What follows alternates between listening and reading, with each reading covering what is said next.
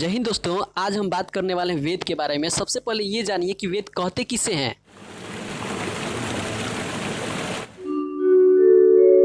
वेद सनातन धर्म और विश्व का प्राचीनतम ग्रंथ है। वेद पूर्णतः ऋषियों द्वारा सुने गए ज्ञान पर आधारित है, इसीलिए इसे श्रुति कहा जाता है। वेद संस्कृत के विद शब्द से निर्मित है, जिसका अर्थ ज्ञान होता है।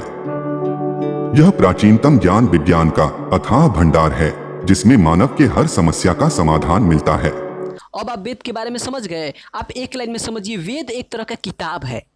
हमारे भगवान के उपदेशों को इस किताब में लिखा गया है, सबसे प्राचीन ग्रंथ है। अब एक बात बताइए, ऐसा किताब को हम लिखेंगे, हमारे जैसन बकलोल लिखेगा? ऐसा किताब को लिखने वाला बहुत ही महान इंसान था, जिसका नाम था कृष्ण द्वैपायन वेद व्यास। खाली वेद व्यास मत बोल दीजिएगा, वो महाकाव्य महाभारत के रचयिता थे वेद व्यास। वेदों की संख्या 4 है। कगो है? 4 गो है, लेकिन स्टार्टिंग में 3 गो था, बाद में एगो आ गया, तो टोटल कगो हो गया? 3 1 4। जब पहले 3 गो था ना, तो सब कहता था वेद तरई 3 गो को तेरई, यानी वेद यानी कगो किताब था पहले वेद का 3 गो, बाद में एगो आ गया तो कगो हो गया 4 गो।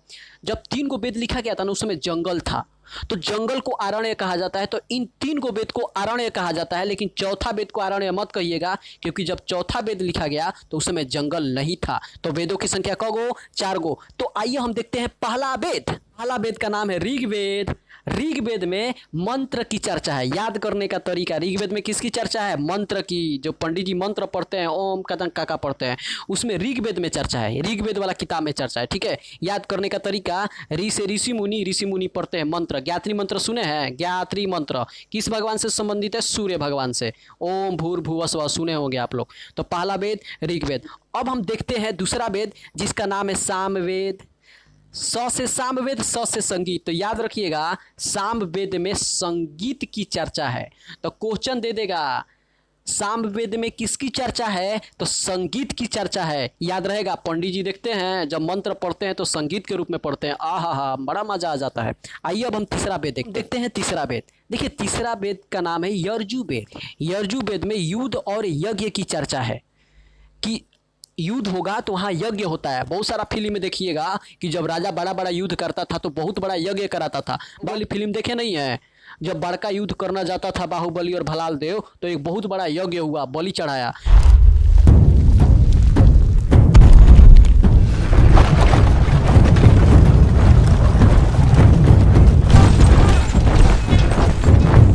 माहिष्मती साम्राज्ये पतते यस्य वीक्षणम् तस्य शीर्षं खड्गच्छिन्नं पततां रणभूतले। तो याद रखिएगा, यजुर्वेद में किसकी चर्चा है? यज्ञ और युद्ध की चर्चा। 3 गो वेद हमने देख लिया। अब हम देखेंगे चौथा वेद, जिसका नाम है अर्थर्वेद। देखिए, अर्थर्वेद में जादू टोना के बारे में जिक्र है, वशीकरण के बारे में जिक्र है। पति पत्नी में लड़ाई हो रहा है, सास नहीं मान रही है, पतो गरिया रही है, तो इसकी चर्चा आपको अर्थर्वेद में है। तो याद रखिएगा, वेदों की संख्या 4 गो। स्टार्टिंग में वेद कितने थे? 3 थे, बाद में एक वेद आ गया, तो टोटल वेद कितना हो गया? 4। याद रहेगा, वेद की संख्या कगो? 4 गो। पहला ऋग्वेद, दूसरा सामवेद, तीसरा यजुर्वेद, चौथा अर्थर्वेद।